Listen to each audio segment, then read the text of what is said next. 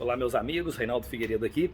Queria mostrar para vocês uma leitura muito interessante que eu faço das minhas plantas aqui.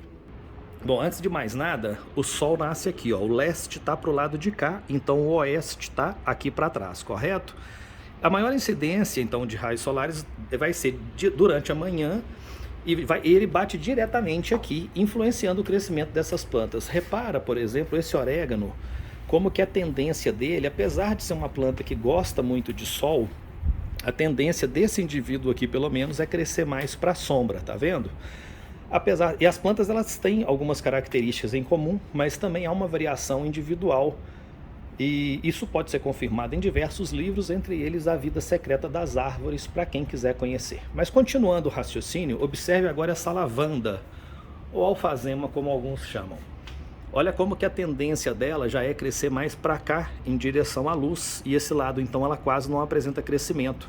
Seria um desperdício de energia para ela, né? Esse alecrim tem uma outra coisa interessante, ele também gosta de muita luz, e esse lado aqui, ele estava virado em direção ao sol. Eu virei justamente para incentivar o crescimento desse lado que está acontecendo, por isso que você vê certinho essa divisão aqui no meio dele, ó. E uma coisa interessante acontece com essas folhas aqui que crescem, olha só, em direção ao sol. Agora as de dentro são muito mais curvas, reparem. Porque justamente elas estão fazendo esse movimento aqui, ó, buscando a luz que vem de lá, né? Então é uma busca constante pela luz, pela geração de energia, que a planta depende disso então, não é? E outra coisa, vamos voltar aqui pro orégano. Esse meu corredor aqui, olha só, aqui não tem muita luz por causa dessa parede ali. Inclusive, como eu falei, o leste está aqui, o oeste está aqui atrás. Então o oeste vem mais para essa direção aqui, ó. Além do sol estar se pondo para o lado de lá, tem mais incidência de luz desse lado. E isso influencia as plantas a crescerem um pouco mais naquela direção, repare só. Aqui também tem a influência do vento dominante, que o vento costuma vir muito mais para cá, certo? Ó.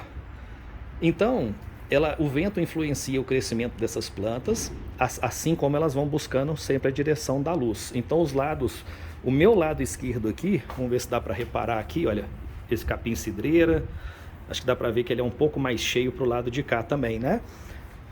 O alecrim é a mesma coisa, ó. As plantas vão sempre crescendo nessa direção. E por que é importante você observar isso? Tudo bem que você não vai encontrar um orégano, um alecrim ou uma lavanda no meio do mato.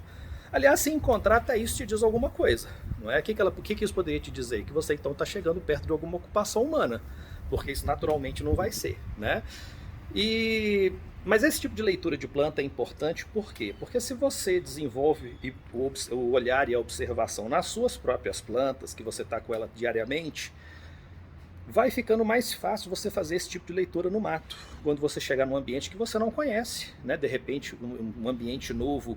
E esse tipo de dedução é importante porque você percebe, por exemplo, para o lado que a luz incide mais, para um lado que de repente tenha um vento mais forte, o vento dominante no caso, de repente mostra a incidência de chuva, umidade do solo e vários outros fatores. E isso vai servir para quê em termos práticos? Ajuda você a definir, por exemplo, o melhor lugar para instalar uma barraca, melhor lugar para instalar uma fogueira. Você não vai querer colocar uma fogueira num chão encharcado. Tudo bem que o chão, quando está muito encharcado, você percebe, mas tem coisa que não, porque às vezes a umidade está mais dentro do solo. Você vai instalar uma fogueira ali e de repente aquele solo está muito úmido, a tendência dela apagar vai ser muito maior. E por aí vai, diversas outras coisas.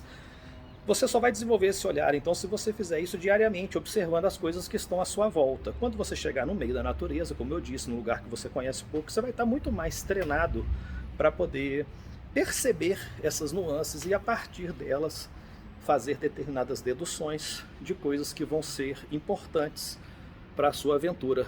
Então eu incentivo vocês a começarem com o que vocês têm e começarem hoje. Bacana? Espero que o vídeo tenha sido útil para vocês. Aos poucos eu vou postando mais. Comentem aí, compartilhem para os amigos também, dá uma força aí para o crescimento do canal. Um abraço e até a próxima.